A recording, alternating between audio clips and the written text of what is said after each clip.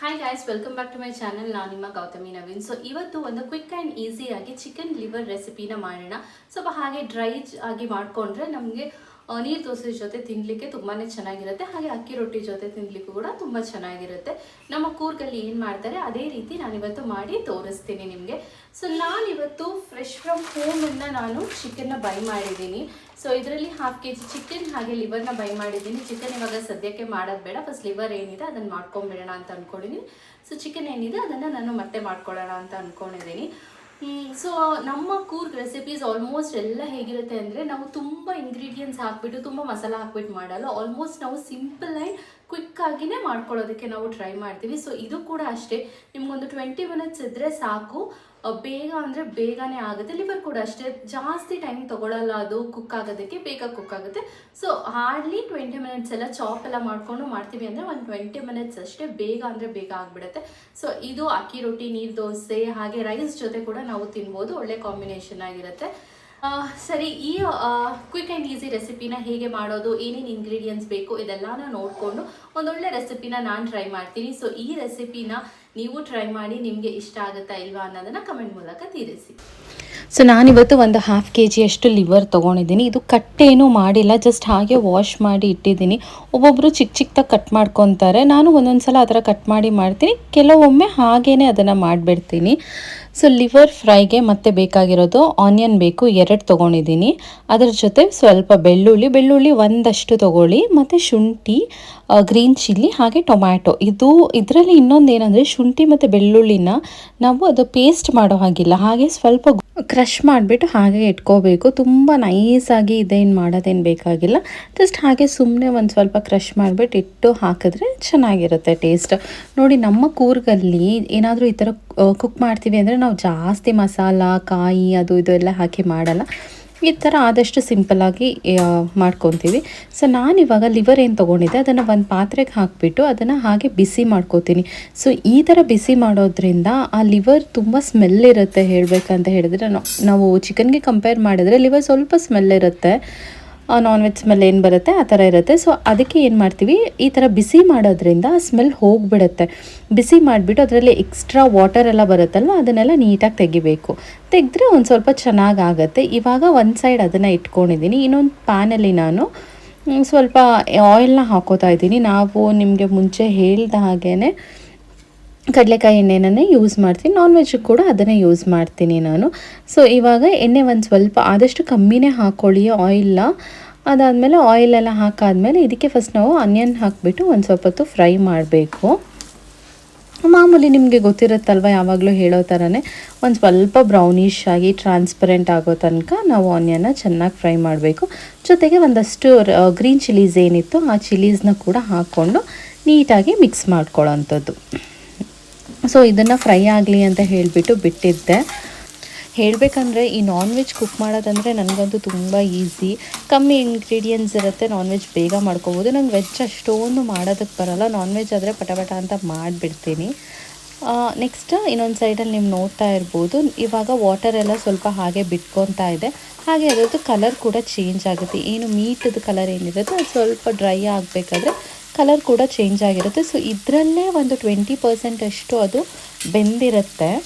So ಆದ್ದರಿಂದ ನೀವು ಜಾಸ್ತಿ ಮಸಾಲೆ ಎಲ್ಲ ಹಾಕಿ ಬೇಯಿಸೋದು ಏನೂ ಬೇಕಾಗಲ್ಲ ಇದರಲ್ಲಿ. ಇದಾದಮೇಲೆ ಒಂದು ಕಡೆ ಆನಿಯನ್ನ ನಾನು ಫ್ರೈ ಮಾಡ್ಕೊತಾ ಇದ್ದೆ. ಇವಾಗ ನೋಡಿ ಅದು ಟ್ರಾನ್ಸ್ಪರೆಂಟ್ ಥರ ಒಂದು ಸ್ವಲ್ಪ ಆಗಿದೆ. ಸೊ ಇದಾದಮೇಲೆ ಇದೊಂದು ಸ್ವಲ್ಪ ಟ್ರಾನ್ಸ್ಪರೆಂಟ್ ಥರ ಆದಮೇಲೆ ನಾವು ಇದಕ್ಕೆ ಜಿಂಜರ್, ಗಾರ್ಲಿಕ್ ಎಲ್ಲ ಏನು ಬಿಡಿಸ್ಕೊಂಡಿದ್ವಿ ಅದನ್ನು ಹಾಕ್ತಾ ಬರಬೇಕು.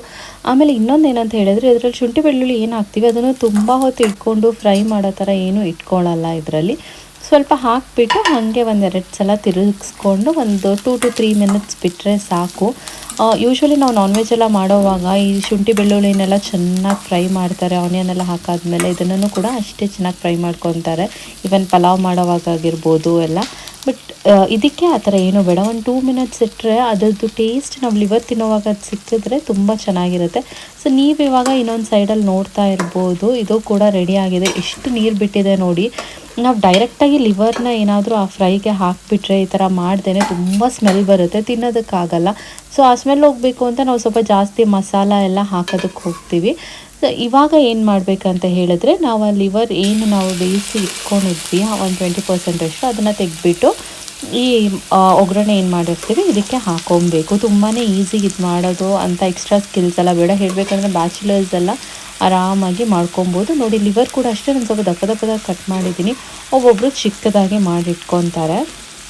ಬೇಕಂದರೆ ನೀವು ಈ ಥರ ದಪ್ಪ ದಪ್ಪದಾಗಿ ಕಟ್ ಮಾಡ್ಕೊಬೋದು. ಸೊ ಅದರಲ್ಲಿ ಎಕ್ಸೆಸ್ ಆಫ್ ವಾಟರ್ ಅದರಲ್ಲಿ ಏನು ಬಂದಿರುತ್ತೆ ಅದನ್ನೆಲ್ಲ ಚೆಲ್ಬಿಡಿ. ಅದೇ ತುಂಬ ಸ್ಮೆಲ್ ಇರುತ್ತೆ. ನಾನ್ ವೆಜ್ಜಲ್ಲೇ ಆದರೂ ಅಷ್ಟೇ. ಇದಕ್ಕೆ ನಾನು ಫಸ್ಟೇ ಹೇಳಬೇಕು ಅಂತ ಹೇಳಿದರೆ ಸ್ವಲ್ಪ ಟರ್ಮರಿಕ್ ಸಾಲ್ಟ್ ಹಾಕಿಬಿಟ್ಟು ನೀಟಾಗಿ ತೊಳೆದಿದ್ದೀನಿ. ಅದನ್ನು ತೊಳೆದು ಇದು ಮಾಡಿರೋದ್ರಿಂದ ನೀರೆಲ್ಲ ತೆಗೆದಿರೋದ್ರಿಂದ ಸ್ವಲ್ಪ ಚೆನ್ನಾಗೇ ಇರುತ್ತೆ. ಸ್ಮೆಲ್ ಆ ಥರ ಏನೂ ಬರಲ್ಲ. ಕೆಲವೊಬ್ಬರು ಮಾಡ್ತಾರೆ ಈ ಥರ ನೀರು ತೆಗೆದೇ ಮಾಡಿದ್ರೆ ಸ್ಮೆಲ್ ಬರುತ್ತೆ. ನನಗೂ ಫಸ್ಟ್ ಸ್ಟಾರ್ಟಿಂಗಲ್ಲಿ ಗೊತ್ತಿರಲಿಲ್ಲ. ನನಗೆ ನಮ್ಮಮ್ಮ ಹೇಳ್ಕೊಟ್ಟಿದ್ದು ಈ ಥರ ಮಾಡಬೇಕು ನೀನು ಅಂತ. ಮುಂಚೆ ನಾನು ಒಂದೊಂದು ಸಲ ಹಾಗೆ ಡೈರೆಕ್ಟಾಗೆ ಹಾಕಿಬಿಡ್ತಾ ಇದ್ದೆ. ಆಮೇಲೆ ಲಿವರ್ ಕೂಡ ಅಷ್ಟೇ ನಾನು ಆನ್ಲೈನಲ್ಲಿ ತರಿಸ್ಕೊಂಡಾಗ ಒಂದೊಂದು ಸಲ ಅನಿಸುತ್ತೆ ನಾವು ಆನ್ಲೈನಲ್ಲಿ ಈ ಥರ ನಾನ್ ವೆಜ್ ಫ್ರೈ ಮಾಡಿದಾಗ ಚೆನ್ನಾಗಿರುತ್ತಾ ಇಲ್ವಾ ಅಂತ ಅನಿಸುತ್ತೆ. ಬಟ್ ಇದರಲ್ಲಿ ತುಂಬಾ ಚೆನ್ನಾಗಿತ್ತು. ಕ್ವಾಲಿಟಿ ಕ್ವಾಂಟಿಟಿ ಎಲ್ಲನೂ ಚೆನ್ನಾಗಿತ್ತು. ಇವಾಗ ಇದಾದಮೇಲೆ ನೆಕ್ಸ್ಟ್ ನಾವು ಟೊಮ್ಯಾಟೊನ ಹಾಕಬೇಕು. ತುಂಬ ಮಿಕ್ಸ್ ಮಾಡೋದಕ್ಕೆ ಹೋಗಬೇಡಿ, ಬಿಕಾಸ್ ಇದು ಆಲ್ರೆಡಿ ಸಾಫ್ಟಾಗಿರುತ್ತಲ್ವ. ಅದರಿಂದ ಮಿಕ್ಸ್ ಮಾಡಿದ್ರೆ ಎಲ್ಲ ಒಂಥರ ಕಚ ಪಚ ಆಗಿಬಿಡುತ್ತೆ. ಸೊ ಅದರಿಂದ ಲೈಟಾಗಿ ಮೆಲ್ಲೆ ಹಾಗೆ ನಿಧಾನಕ್ಕೆ ಒಂದು ಸ್ವಲ್ಪ ಮಿಕ್ಸ್ ಮಾಡಿಬಿಟ್ಟು ಇದನ್ನು ಒಂದು ಸ್ವಲ್ಪ ಹೊತ್ತು ಬಿಡಬೇಕು. ಇದನ್ನು ಏನಕ್ಕೆ ಬಿಡ್ತೀವಿ ಅಂತ ಹೇಳಿದ್ರೆ ಇವಾಗ ಆನಿಯನ್ ಟೊಮ್ಯಾಟೊ ಎಲ್ಲ ಸ್ವಲ್ಪ ಸಾಫ್ಟ್ ಆಗಬೇಕು. ಮತ್ತು ಈ ಟೈಮಲ್ಲಿ ಈ ಶುಂಠಿ ಬೆಳ್ಳುಳ್ಳಿ ಇದನ್ನೆಲ್ಲ ಹಾಕಿರ್ತೀವಲ್ಲ ಅದೆಲ್ಲ ಸ್ವಲ್ಪ ಬಾಯ್ಲ್ ಆಗೋದಕ್ಕೆ ಸ್ಟಾರ್ಟ್ ಆಗುತ್ತೆ. ಸೊ ನೀವು ಒಂದು ಸ್ವಲ್ಪ ಹೊತ್ತು ಅದನ್ನು ಒಂದು 5 ಮಿನಿಟ್ಸ್ ಅದನ್ನು ಕುಕ್ ಮಾಡೋದ್ರಿಂದ ಟೊಮ್ಯಾಟೊ ಕೂಡ ಸಾಫ್ಟ್ ಆಗುತ್ತೆ. ಹಾಗೆಯೇ ಆನಿಯನ್ ಗಾರ್ಲಿಕಲ್ಲೆಲ್ಲ ಏನು ಸ್ವಲ್ಪ ಫ್ಲೇವರ್ಸ್ ಇರುತ್ತೆ ಅದೆಲ್ಲ ನಿಮ್ಮ ನಾನ್ ವೆಜ್ಗೆ ಹಿಡಿಯುತ್ತೆ ಅಂತ ಹೇಳ್ತಾರೆ. ಸೊ ಇದಕ್ಕೆ ನೆಕ್ಸ್ಟ್ ನಮಗೆ ಬೇಕಾಗಿರೋದು ಮಸಾಲ. ಏನೇನು ಪೌಡರ್ ತೊಗೊಂಡಿದ್ದೀನಿ ಅಂತ ಹೇಳ್ತೀನಿ. ತುಂಬ ಕಮ್ಮಿ ಪೌಡರ್ ತೊಗೊಂಡಿದ್ದೀನಿ ನಾನು. ಫಸ್ಟ್ ಒನ್ ಬಂದುಬಿಟ್ಟು ರೆಡ್ ಚಿಲ್ಲಿ ತೊಗೊಂಡಿದ್ದೀನಿ. ಅದಾದಮೇಲೆ ಟರ್ಮರಿಕ್ ಪೌಡರ್, ಆಮೇಲೆ ಸ್ವಲ್ಪ ಉಪ್ಪು ತೊಗೊಂಡಿದ್ದೀನಿ. ಅದಾದಮೇಲೆ ಇನ್ನೊಂದು ಸ್ವಲ್ಪ ಚಿಕನ್ ಮಸಾಲ ಇಷ್ಟು ತೊಗೊಂಡಿದ್ದೀನಿ. ಇದರಲ್ಲಿ ಚಿಲ್ಲಿ ಪೌಡರಲ್ಲಿ ಆಲ್ರೆಡಿ ನಾವು ಚಿಲ್ಲಿ ಹಾಕಿರೋದ್ರಿಂದ 1 ಸ್ಪೂನಷ್ಟು ತೊಗೊಂಡಿದ್ದೀನಿ. ಆ್ಯಂಡ್ ಇವಾಗ ನಾನು ತೊಗೊತಾ ಇರೋದು ಇದು ಬಂದುಬಿಟ್ಟು ಪೋರ್ಕ್ ಮಸಾಲ. ಇದು ಹೇಳಬೇಕಂತ ಹೇಳಿದ್ರೆ ತುಂಬ ಫ್ಲೇವರ್ ಎನ್ಹಾನ್ಸ್ ಮಾಡುತ್ತೆ. ನಿಮ್ಮ ಯಾವುದೇ ನಾನ್ ವೆಜ್ ಡಿಶ್ ಆಗಲಿ ನಾವು ಇದನ್ನು ಹಾಕಿದ್ರೆ ಅದ್ರದ್ದು ಟೇಸ್ಟೇ ಚೇಂಜ್ ಆಗಿಬಿಡುತ್ತೆ ಅಂತ ಹೇಳ್ಬೋದು. ಈವನ್ ಇದನ್ನು ಯೂಸ್ ಮಾಡಿಕೊಂಡು ನಾವು ಚಿಕನ್ ಕೂಡ ಮಾಡ್ಬೋದು. ಇಲ್ಲೆಲ್ಲ ಪೆಪ್ಪರ್ ಚಿಕನ್ ಅಂತೆಲ್ಲ ಮಾಡ್ತಾರೆ. ಬಟ್ ನಾವು ಏನಾದರೂ ಬ್ಲ್ಯಾಕ್ ಚಿಕನ್ ಬೇಕಂದರೆ ನಾವು ಈ ಮಸಾಲಾನೇ ಆಲ್ಮೋಸ್ಟ್ ನಾವು ಇದನ್ನೇ ಯೂಸ್ ಮಾಡ್ತೀವಿ. ಸೊ ಪೌಡರ್ಸ್ ಇಷ್ಟು ಬೇಕಾಗುತ್ತೆ. ಇದು ಕೂರ್ಗಲ್ಲೇ ಸಿಗುತ್ತೆ. ಎಲ್ಲ ಶಾಪ್ಗಳಲ್ಲೂ ಇದು ಪೋರ್ಕ್ ಮಸಾಲ ಅಂತ ಕೇಳಿದ್ರೆ ಈ ಥರ ಬ್ಲ್ಯಾಕ್ ಕಲರ್ ಮಸಾಲ ಸಿಗುತ್ತೆ. ತುಂಬಾ ಚೆನ್ನಾಗಿರುತ್ತೆ. ನಾವು ಈವನ್ ಪೊಟ್ಯಾಟೊ ಫ್ರೈ ಮಾಡೋವಾಗೂ ಆ ಮಸಾಲ ಹಾಕಿಬಿಟ್ಟು ಸ್ವಲ್ಪ ಫ್ರೈ ಮಾಡಿದ್ರೆ ಸಕ್ಕತ್ತಾಗಿರುತ್ತೆ. ನೋಡಿ ಇವಾಗ ಟೊಮ್ಯಾಟೊ ಎಲ್ಲ ಒಂದು ಸ್ವಲ್ಪ ಸಾಫ್ಟಾಗಿ ಆಗಿದೆ. ತುಂಬ ಏನಾಗಬೇಕಂತ ಏನಿಲ್ಲ. ಇವಾಗ ಟೊಮ್ಯಾಟೊ ಹಾಕಿರೋದ್ರಿಂದ ಈವನ್ ಇದರಲ್ಲೂ ನೀರು ಬಿಟ್ಕೊಳ್ಳುತ್ತೆ. ನೀರು ಈ ಥರ ಯಾಕೆ ಬಿಟ್ಕೊಂಡಿದೆ ಅಂದರೆ ಆಲ್ರೆಡಿ ಲಿವರಲ್ಲಿರೋದೆಲ್ಲ ತೆಗೆದ್ಬಿಟ್ಟಿದ್ದೀವಿ. ಇವಾಗ ಟೊಮ್ಯಾಟೊದು ವಾಟರ್ ಏನಿರುತ್ತೆ ಅದು ಬಿಟ್ಕೊಂಡಿರುತ್ತೆ. ಸೊ ಅದನ್ನೇ ಗ್ರೇವಿಗೆ ಏನು ಮಾಡ್ಕೊಬೋದು. ನಿಮ್ಗೆ ಏನಾದರೂ ಫುಲ್ ಡ್ರೈ ಬೇಕು ಅಂತ ಹೇಳಿದ್ರೆ ನೀವು ಇದಕ್ಕೆ ಏನು ಆ್ಯಡ್ ಮಾಡೋದಕ್ಕೆ ಹೋಗಬೇಡಿ.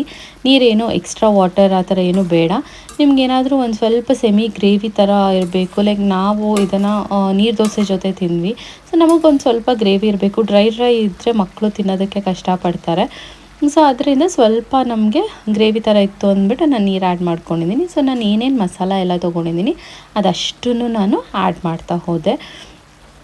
ಸೊ ನಿಮಗೆ ಕಾಣ್ತಾ ಇರ್ಬೋದು ಕುಕ್ ಆಗಿದೆ ಲಿವರ್ ಆಲ್ರೆಡಿ. ಜಸ್ಟ್ ಮಸಾಲ ಹಿಡಿಯೋದಕ್ಕೋಸ್ಕರ ಹಾಕಬೇಕು. ನೆಕ್ಸ್ಟ್ ನಮ್ಮದು ಪೋರ್ಕ್ ಮಸಾಲ ಏನಿತ್ತು ಅದನ್ನು ಹಾಕಿದೆ. ಇದು ಹೇಳಬೇಕಂತ ಹೇಳಿದ್ರೆ ಮೇನ್ ಇಂಗ್ರೀಡಿಯೆಂಟ್ ಅಂತಲೇ ಹೇಳ್ಬೋದು ಈ ರೆಸಿಪಿಯಲ್ಲಿ. ಇದು ಹಾಕಿದ್ರೆ ಚೆನ್ನಾಗಿರುತ್ತೆ. ನಿಮ್ಮ ಹತ್ರ ಏನಾದರೂ ಈ ಪೋರ್ಕ್ ಮಸಾಲ ಇಲ್ಲ, ಇದೇ ಥರ ನಿಮಗೆ ಮಾಡ್ಕೋಬೇಕು ಚಿಕನ್ ಕೂರ್ಗ್ ಸ್ಟೈಲಲ್ಲಿ ಅಂತ ಹೇಳಿದ್ರೆ ನೀವು ಏನಂತ ಹೇಳಿದ್ರೆ ಕೊರಿಯಂಡರ್ ಪೌಡರ್ ಇರುತ್ತಲ್ವ.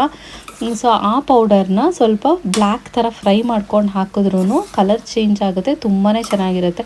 ನಾವು ನಮ್ಮ ಮನೆಯಲ್ಲಿ ಈ ಥರ ಪೌಡರ್ ಇಲ್ಲದೆ ಇರಬೇಕಾದ್ರೆ ಆ ಥರ ಮಾಡ್ತಾಯಿದ್ದೆ. ನಾನು ಯೂಶ್ವಲಿ ಕೂರ್ಗ್ ಹೋದಾಗ ಅಲ್ಲಿದು ಸ್ಪೈಸಸ್ ಆಗಿರ್ಬೋದು, ಕಾಫಿ ಪೌಡರ್ ಆಗಿರ್ಬೋದು, ಈ ಥರ ಮಸಾಲ ಐಟಮ್ಸ್ ಆಲ್ಮೋಸ್ಟ್ ಎಲ್ಲ ಅಲ್ಲಿಂದನೇ ತೊಗೊಂಬಂದುಬಿಡ್ತೀನಿ. ಏನಾದರೂ ಖಾಲಿ ಆಗಿದ್ದರೆ ನಾನು ಜಾಸ್ತಿ ಈ ಥರ ಏನಾದರೂ ನನಗೆ ಬ್ಲ್ಯಾಕ್ ಚಿಕನ್ ಅಥವಾ ಏನಾದರೂ ಬ್ಲ್ಯಾಕಲ್ಲಿ ಏನಾದರೂ ಮಾಡಬೇಕಂತ ಅನಿಸಿದ್ರೆ ನಾನು ಏನು ಮಾಡ್ತೀನಿ ಅಂದರೆ ಕೊರಿಯಂಡರ್ ಪೌಡರ್ ಏನಿರುತ್ತೆ ಅದನ್ನು ಒಂದು ಸ್ವಲ್ಪ ಹಾಗೆ ಫ್ರೈ ಮಾಡ್ಕೊಂಬಿಡ್ತೀನಿ.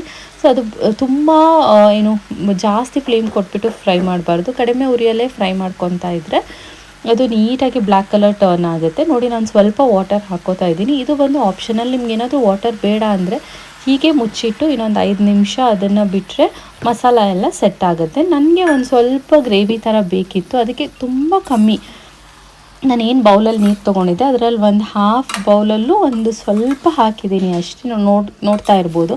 ಬಿಕಾಸ್ ಈ ಥರ ಹಾಕೋದ್ರಿಂದ ಇನ್ನೊಂದು ಏನಂತ ಹೇಳಿದ್ರೆ ಆ ಮಸಾಲ ಏನೇನು ಪೌಡರ್ಸ್ ಎಲ್ಲ ಹಾಕಿರ್ತೀವಿ ಒಂದು 5 ನಿಮಿಷ ಬಾಯ್ಲ್ ಮಾಡಿದ್ರೆ ಅದು ಕೂಡ ಚೆನ್ನಾಗಿ ಹಿಡ್ಕೊಳ್ಳುತ್ತೆ ಅಂತ ಹೇಳಿಬಿಟ್ಟು ಈ ಥರ ಮಾಡ್ತೀವಿ.